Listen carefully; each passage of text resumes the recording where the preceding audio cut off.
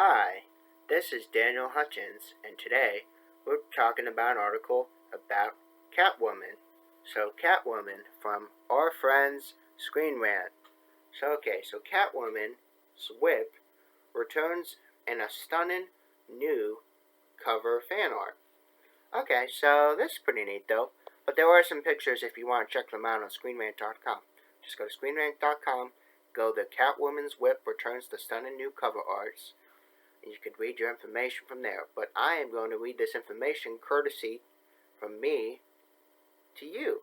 So Catwoman has long made a place for herself as a charming and capable thief, and has become quite as equally as iconic as any of Batman's gadgets. Okay, so we're talking about a whip. Not her, but her whip. Okay, so we're talking about her and her whip. Okay, I got you. It's alright. So, anyway. Since her first appearance in DC Comics, Catwoman's elusive charm and incredible confidence has caught the eyes of many, many readers for generations, as well as Batman himself. But for most of that time, Catwoman was someone who didn't rely on guns or knives to defend herself. Instead, she had her iconic whip. Now, you also know Indiana Jones has an iconic whip, but we're not talking about him, we're talking about Catwoman. Anyway, so almost from the first time this famous cat burglar, Selina Kyle, slunk onto the scene from the pages of Golden Age Batman comics. Now keep in mind, guys, Golden Age Batman comics are back during World War II. So, again, she had her famous whip at her side, creating a sexy but dangerous image in an otherwise tame stories of the era, which I just told you. So the whip became a weapon and a tool. It was used to scale buildings and make quick escapes, much like Batman has his bat rope or his grappling hooks. So also to defend herself in fights alongside and against Gotham's Cape Crusader. Because let's not forget, she was with Batman and against Batman. So she's kind of like both. So anyway, typically drawn as a long, thin bullwhip, and sometimes as the punny old name called the Cat o' Nine Tails, Catwoman's whip has become a signature to the character as Batman's batarangs, which are a big part of Batman. So the weapon is traditionally kept tied at her side, tucked in her boots, or slipped into her belt for quick and easy access. Now, when it came to using her whip as a tool and a weapon, Catwoman had even Indiana Jones beat when it came with the whips, which is kind of interesting, if you say the least. But related to this article is, without Catwoman, Batman is unhinged. Now, we're not talking about that, we're talking about something else. Okay, so a preview for the covers for the upcoming Catwoman number 35.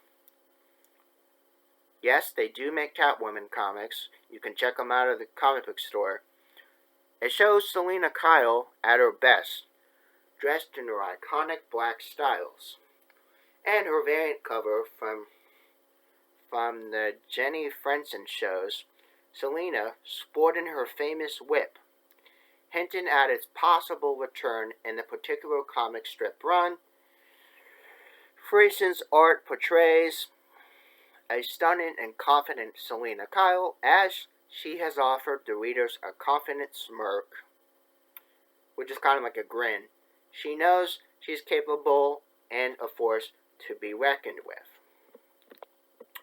Okay, so things have been ramping up for Catwoman and the DC's newest run, with Selina Kyle on her own and struggling to hold a position as the feline queen of Crime Alley, with the help of her gang of juvenile delinquents and runaways, known as the Strays.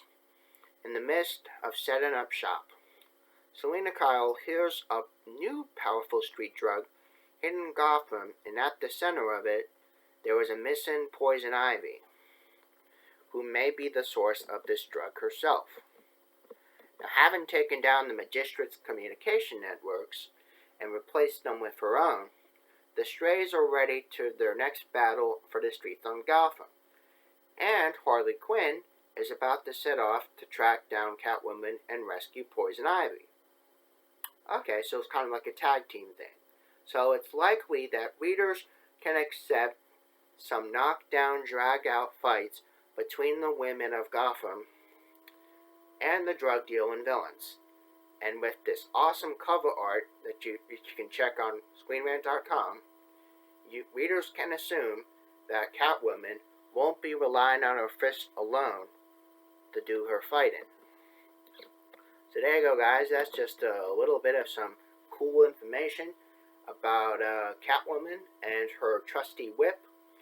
And again, if you guys like this content, please make sure you hit that thumbs up button.